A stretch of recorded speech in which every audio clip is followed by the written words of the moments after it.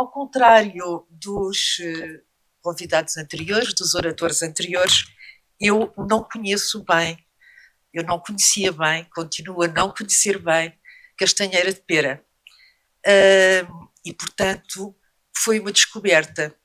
Quando o Francisco me convidou para este encontro, que eu acho que esta descentralização, o jornal ter esta ambição, no início o Sr. Presidente falava em ambição, também o jornal ter esta ambição e juntar-se a esta descentralização, eu acho isto fundamental, e quando me convidou, eu na altura fiz uma apresentação muito breve, fiz uma síntese, e que se vocês repararem, era esta a síntese, ela deixa de ter atualidade.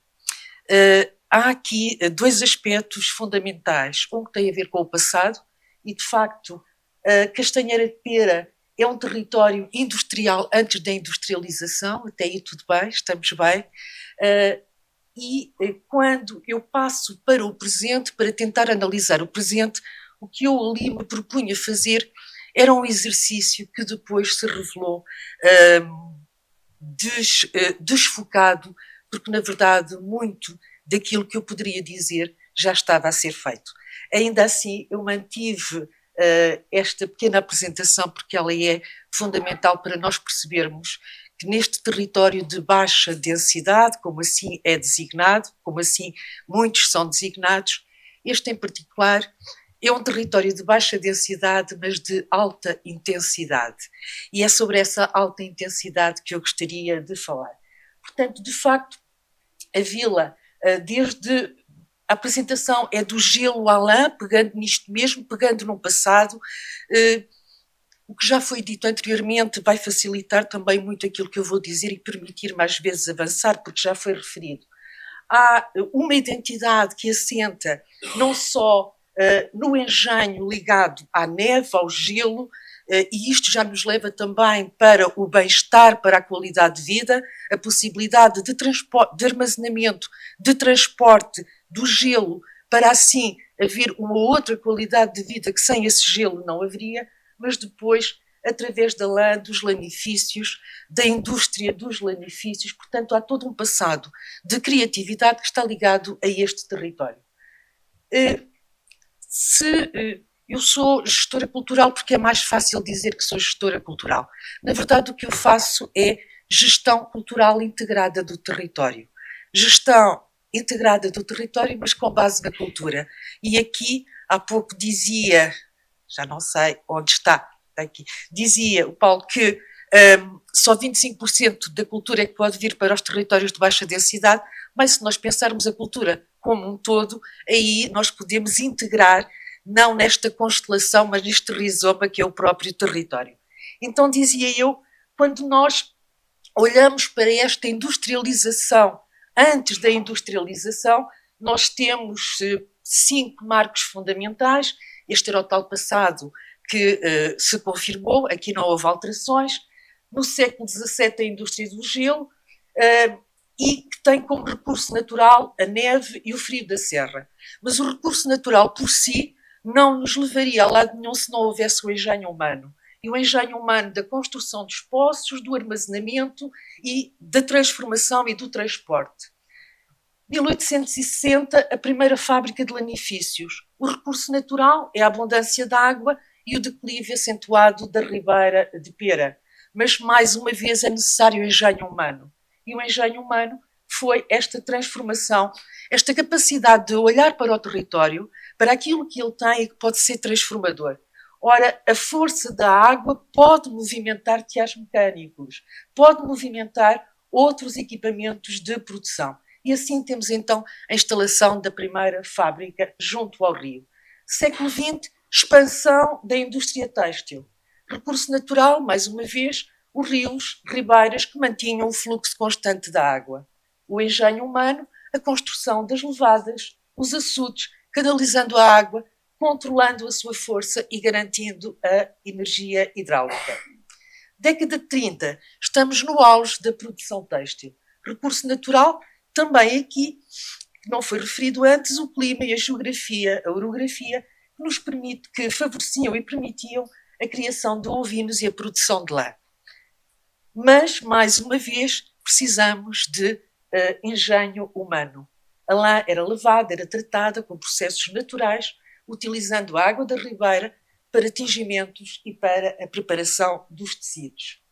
Chegamos à década de 70 do século passado e estamos no declínio da indústria têxtil. O recurso natural que nos acompanhou ao longo desta linha do tempo, os rios mantiveram a sua força, mas a mecanização e a eletrificação tornaram as fábricas dependentes de outras formas de energias. Ora, o engenho humano, mais uma vez, ele está aqui e o que nós temos é que mesmo com a modernização, algumas práticas tradicionais ligadas à indústria têxtil e ao aproveitamento da água persistiram e mantiveram-se até aos dias de hoje. O que é que mudou? O que mudou é que a industrialização progressivamente afastou-se da natureza. Face a isto, e nós temos aqui um território dominado sobretudo pela natureza, ou, diziam também no início, o Sr. Presidente também o disse, o nosso principal ativo são as pessoas, efetivamente. O principal ativo deste território são as pessoas. Vimos-lo aqui no engenho humano. E o principal ativo deste território, conjugando-se com as pessoas, é o próprio território, é a própria natureza, é o próprio ambiente em que ele está inserido. Quando os dois se conjugam, estamos bem, crescemos. Quando se divorciam, quando um se afasta do outro, entramos num certo declínio. E o declínio leva àquilo que já aqui foi dito, um despovoamento, envelhecimento da população, etc, etc. Qualquer gestor faça isto, que foi o trabalho, a segunda fase do trabalho que eu me propus fazer foi, faça isto, o que é que nós podemos fazer num território de baixa densidade, mas de alta intensidade, com toda esta riqueza natural, o que é que nós podemos fazer para atrair pessoas, porque no fundo é esse o grande desafio que este território enfrenta. As tendências e aquilo que provavelmente a maioria dos gestores, dos pensadores diria, é preciso criar incentivos fiscais para atrair empresas e residentes, é preciso apostar na requalificação urbana, criar espaços de coworking e de colaboração, criar um modelo de regeneração territorial, valorizar o património industrial.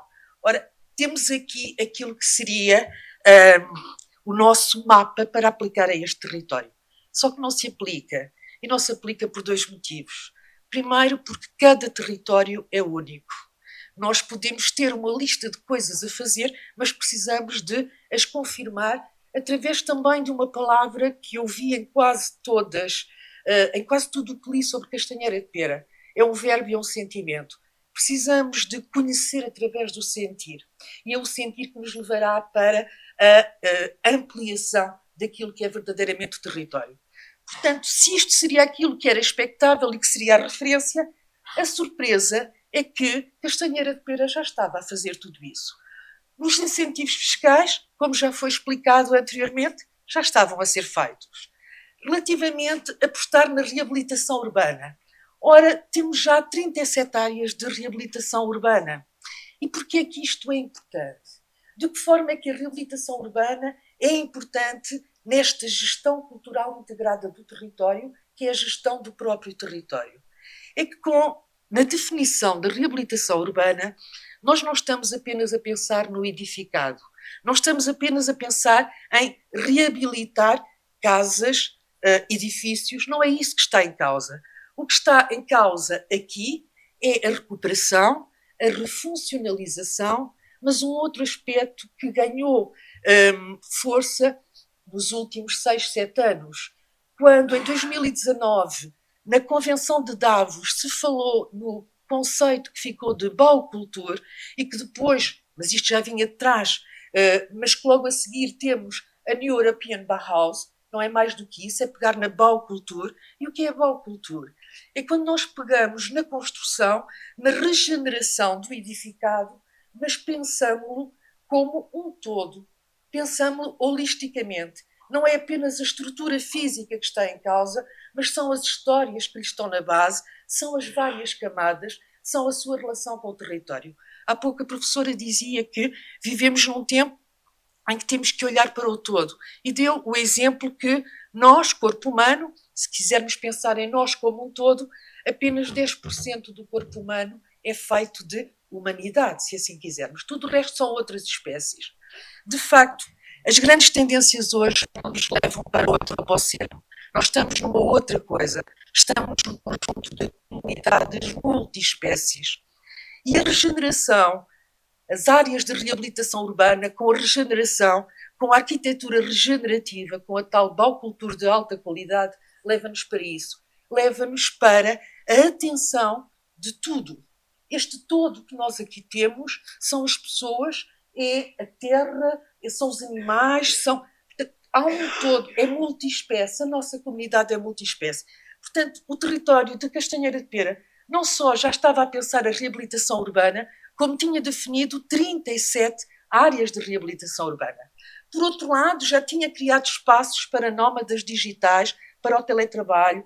Já se falou aqui do condomínio empresarial dos Cunhais, o New York Lab, o modelo de regeneração territorial, portanto, já falei na arquitetura regenerativa, a valorização do património industrial, também já aqui falámos na Albano Morgado S.A., na rede do turismo industrial. Mas não nos ficamos por aqui.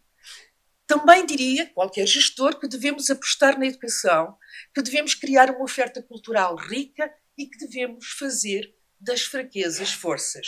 Mais uma vez, a minha surpresa foi, afinal, tudo está a ser feito ou tudo já foi feito. Na educação, a aprovação da nova Carta Educativa leva-nos para a requalificação e modernização de todos os espaços escolares, por um lado, mas também nos leva para uma filosofia de ensino, uma filosofia que subjaz a este pensamento da educação, que não se fecha dentro da escola, mas que se abre ao território. Por outro lado, temos também bolsas de estudo e tudo aquilo que o Sr. Presidente já há pouco referiu. O ensino profissional, a ambição da instalação de um polo de ensino profissional e que faz todo o sentido, aquilo que já falei com a Sra. Vereadora, que faz muito, muito sentido, não vou aqui desenvolver, mas já tudo está a ser pensado, inclusive está no papel, inclusive já tem financiamento para arrancar. Criar uma oferta cultural rica, basta olharmos a agenda cultural de Castanheira de Pera para vermos uma estratégia cultural e turística viva Castanheira de Pera todo o ano. E com isso nós temos desde música, temos literatura, temos a biblioteca com uma forte dinâmica cultural, enfim, há efetivamente oferta cultural no território. Fazer das fraquezas forças. Ora, há 20 anos atrás havia uma valorização, uma sobrevalorização do litoral. Castanheira de Pera não tinha praia. O que é que fez? Fez a sua praia artificial. É se calhar um dos melhores exemplos, mas não é o único. São muitos os exemplos das fraquezas que se tornaram forças para este território. Inclusive em todo o programa de prevenção de incêndios, que também aqui já foi referido, e que coloca Castanheira de Pera como uma referência a este nível. Depois, é interior, rodeado de natureza, vamos apostar no turismo de natureza, de bem-estar e de aventura. E são muitos os exemplos nesta área. Diria eu que provavelmente, então não há nada aqui a fazer. Ainda há alguma coisa a fazer. No entanto, o que eu noto, se me permitem, e sem qualquer, não há aqui uma tentativa de estar a criar caminhos, nada disso, é uma análise, é uma leitura, e uma leitura que me deixou muito feliz, é que Castanheira de Pera tem uma estratégia forte e holística. Castanheira de Pera consolidou a sua estratégia, não só consolidou, como conseguiu, provavelmente partindo da própria metáfora dos fios e dos lanifícios, conseguiu tecê-la. Nós não encontramos aqui uma estratégia compartimentada. Tudo está interligado, tudo está tecido. Há uma interligação entre o ambiente, a reabilitação urbana, a educação, a cultura. Portanto, todas estas áreas estão interligadas e isso faz com que haja novos habitantes também neste concelho. O concelho tem conseguido atrair habitantes, também já o disse o Sr. Presidente. Muitos estrangeiros e que escolhem este território para viver por aquilo que o território pode e tem para lhes oferecer. Notei também que a partir de 2020 há uma vitalidade muito maior neste território e há diversos investimentos e iniciativas em vários domínios. No entanto, o que é que eu notei, e perdoem-me, se calhar é porque não está acessível, portanto, quando faço intervenção num território, mudo-me para o território, mas mudo-me mesmo, seja aqui, seja lá fora. Durante 3 meses tenho de viver para lá, tenho de sentir o território. Portanto, eu não me mudei para aqui, eu não senti o território. E por isso, se calhar, estou errada, perdoem-me se eu estiver. O que é que eu noto que falta aqui? Embora nós tenhamos uma valorização do passado, embora tudo isto mostre que há uma valorização do passado, ele não passa no sentido de eu não encontro ainda uma valorização, por exemplo, da memória. Faria sentido laboratórios de memória. E porquê? Nos laboratórios de memória, há pouco também se falou aqui no ensino ao longo da vida, na formação ao longo da vida. Os laboratórios de memória são uma forma de resgatarmos histórias.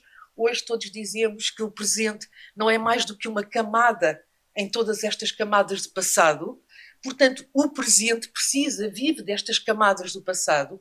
O laboratório de memórias, os laboratórios que podem estar espalhados pelo território, eles permitem-nos resgatar as memórias, enquanto quem as tem as pode contar, ainda as pode contar. Porque muitas vezes as pessoas, infelizmente, morrem e levam com elas todo o seu conhecimento. E não são apenas as histórias daquilo que era vivido.